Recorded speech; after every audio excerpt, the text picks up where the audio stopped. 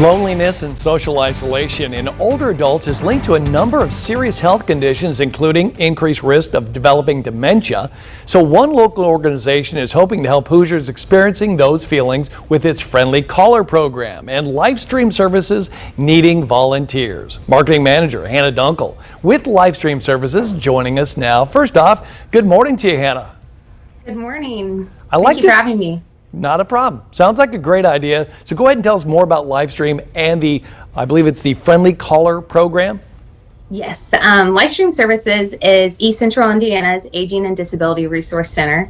And we're an area agency on aging, so we provide programs and services to help older adults and people with disabilities remain independent in their homes and communities. We provide anywhere from meal deliveries, meal sites, transportation, in-home care management, and also volunteer opportunities. So one of those opportunities is our Friendly Caller program, which we created last summer in response to the COVID-19 pandemic.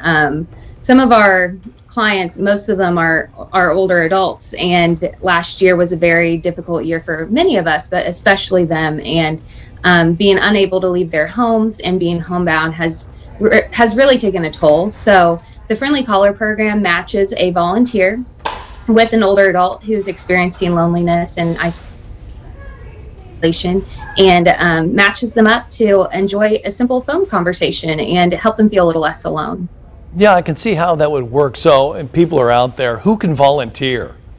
Yeah, anyone can volunteer over the age of 18. So, and as long as you enjoy talking on the phone and having conversation, anyone over the age of 18 is eligible to be a volunteer. Now, I'm kind of curious, what would you say to somebody who might be nervous to sign up because maybe they fear they don't have anything to talk about? They've talked about the weather, they talked about maybe their grandkids, and then they're out of material.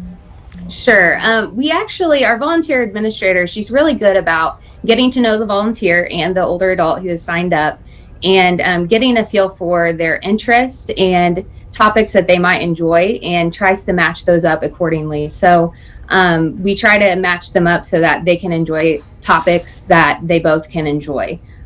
So it won't just be basic conversation. Most of the time we'll try to get you someone who enjoys talking about the same sports team or shopping. I don't know.